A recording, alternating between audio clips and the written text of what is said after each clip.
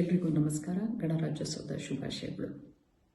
ಪ್ರಪಂಚದೆಲ್ಲೆಡೆ, ಅದರಲ್ಲೂ ಪ್ರಜಾಪ್ರಭುತ್ವದ ಮಾದರಿ ದೇಶ ಎಂದೆನಿಸಿಕೊಂಡಿರುವಂತಹ ಅಮೆರಿಕದಲ್ಲೂ ಕೂಡ ಟ್ರಂಪ್ ಆಡಳಿತದಲ್ಲಿ ಪ್ರಜಾಪ್ರಭುತ್ವ ಕುಸಿಯುತ್ತಿರುವುದನ್ನು ನೋಡಿದಾಗ ನಾವೆಲ್ಲರೂ ಕೇಳಲೇಬೇಕಾದ ಒಂದು ಪ್ರಶ್ನೆ, ಪ್ರಜಾಪ್ರಭುತ್ವ ಅಂತ ಹೇಳಿದರೆ ಅಥವಾ ಗಣರಾಜ್ಯ ಅಂತ ಹೇಳಿದರೆ ಒಂದು ಚುನಾಯಿತ ಸರ್ಕಾರವನ್ನು ಹೊಂದಿರುವುದು ಮಾತ್ರವೇ?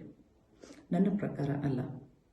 ಈ ದೇಶದ ಸಂವಿಧಾನದ ಆಶಯಗಳನ್ನು ನೋಡಿದಾಗ, ಈ ದೇಶದ ಸ್ವಾತಂತ್ರ್ಯ ಹರಿಕಾರರ ಆಶಯಗಳನ್ನು ನೋಡಿದಾಗ, ಈ ದೇಶವನ್ನು ಒಂದು ಸಾರ್ವಭೌಮ ಸಾಮಾಜಿಕ ಸಾಮರಸ್ಯವುಳ್ಳ ದೇಶವನ್ನಾಗಿ ಕಟ್ಟುವ, ಅದರ ಜೊತೆಗೆ ಈ ದೇಶದ ಪ್ರತಿಯೊಬ್ಬ ಪ್ರಜೆಗೂ ಕೂಡ ಆರ್ಥಿಕ, ಸಾಮಾಜಿಕ, ರಾಜಕೀಯ ನ್ಯಾಯವನ್ನು ಒದಗಿಸುವ, ಒಂದು ಸುಸ್ಥಿರ ಪರಿಸರವನ್ನು ನೀಡುವ, ಸುರಕ್ಷತೆಯನ್ನು ನೀಡುವಂತಹ, ಹಾಗೆ ಘನತೆಯ ಬದುಕನ್ನು ಕಟ್ಟಿಕೊಳ್ಳುವ, ಅದು ಕೂಡ ಯಾವುದೇ ಧರ್ಮ, ಜಾತಿ, ಭಾಷೆ, ಲಿಂಗ ಇದರ ಭೇದ ಭಾವವಿಲ್ಲದೆ ಒಂದು ಸಾಮರಸ್ಯವಾದ ಸಮಾಜವನ್ನು ಒದಗಿಸುವಂತಹ ಕರ್ತವ್ಯ, ಅದು ಸರ್ಕಾರದ ಹೊಣೆಗಾರಿಕೆ.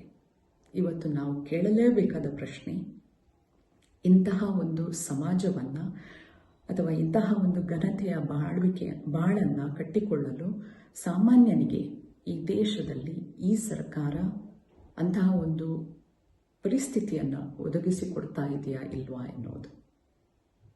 ಇದು ಸಂವಿಧಾನ ವಿರೋಧಿ ಅಲ್ಲ, ಇದು ದೇಶ ವಿರೋಧಿ ಅಲ್ಲ, ಬದಲಿಗೆ ನಮ್ಮೆಲ್ಲರ ಮೂಲಭೂತ ಹಕ್ಕು ಮತ್ತು ಮೂಲಭೂತ ಕರ್ತವ್ಯ. ಮತ್ತೊಮ್ಮೆ ಗಣರಾಜ್ಯೋತ್ಸವದ ಶುಭಾಶಯಗಳು. ಧನ್ಯವಾದ.